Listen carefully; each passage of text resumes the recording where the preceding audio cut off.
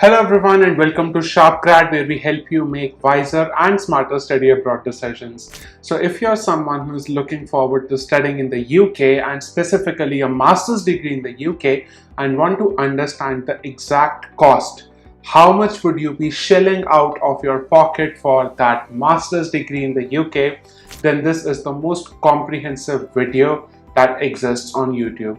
I am going to cover each and every cost. I am going to discuss each and every hidden cost. I am going to discuss each and every small and the big cost in this video. And by the end of the video, you will have a clear idea about what's the total cost of a master's degree in the UK. So let's dive into it.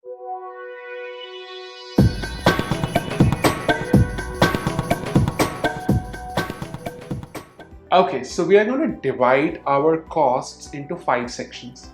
The first section is actually the application related costs. So how much do you spend when you are actually submitting your applications for universities in the UK? The second is going to be the tuition fee related cost, right? Once you get your application approved, of course, you have to pay the tuition fee. Without that, no one is allowing us to sit in the class. The third is going to be the cost of living. What's the minimum cost of living that we need to show in order to get the visa? At the same time, what's the actual cost of living? Because there's a difference between both of them.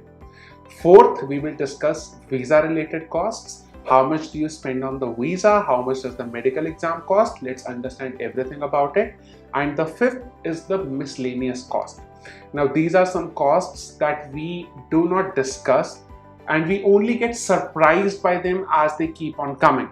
So let's discuss them in advance itself so that you can plan your finances better. So now let me dive into the first cost, which is application related costs.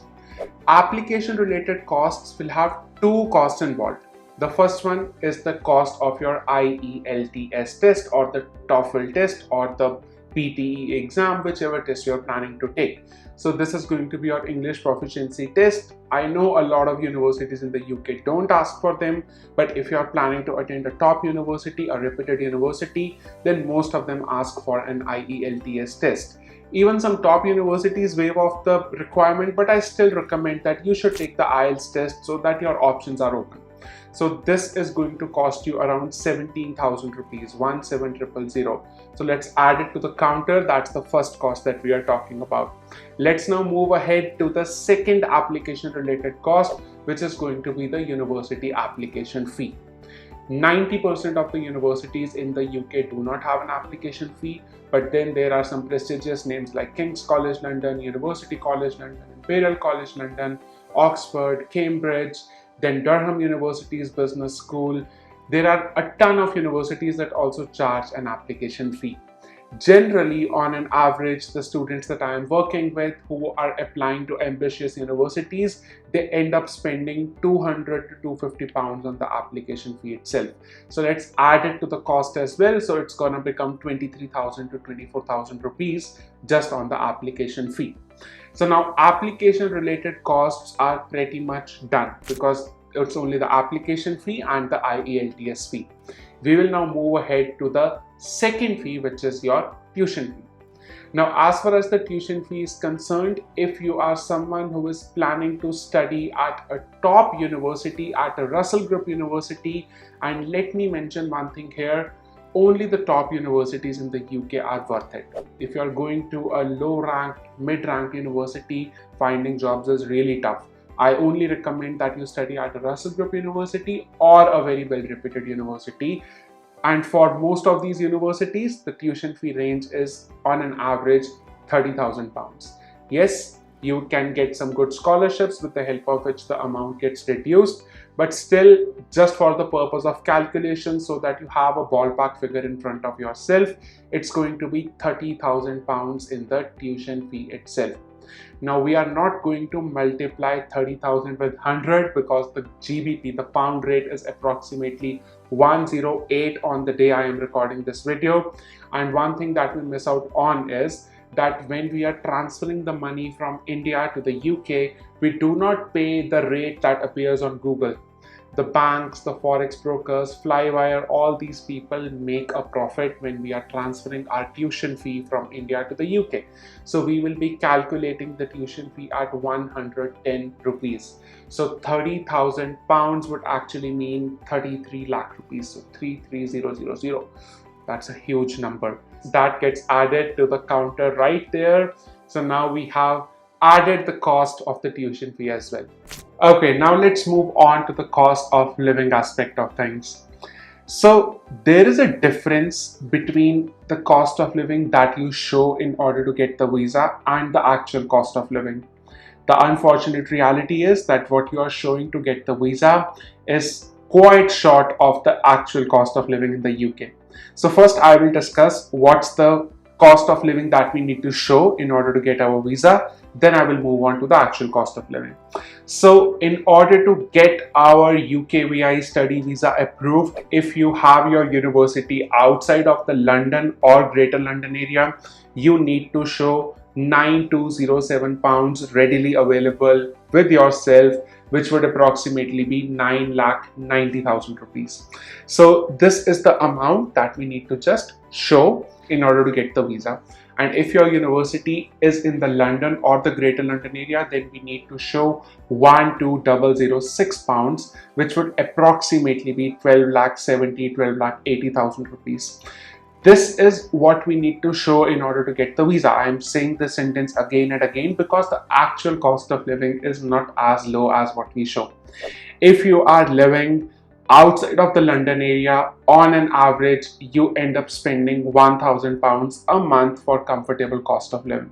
You would be spending around 400 to 600 pounds on your rent, 150 to 200 pounds on your grocery, 50 to 60 pounds on your phone plan, and the remaining 250 pounds for your entertainment, travel, and all the other things combined. So when you are staying outside of London, you will be spending at least 1,000 pounds a month. And if you are living inside London or the Greater London area, then this amount can go as high as 1,500 pounds.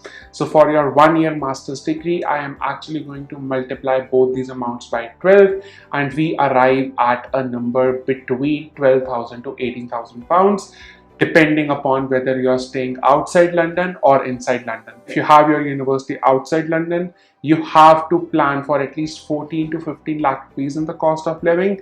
And if your university is inside London, then you have to plan a cost of living of rupees 20 lakhs approximately.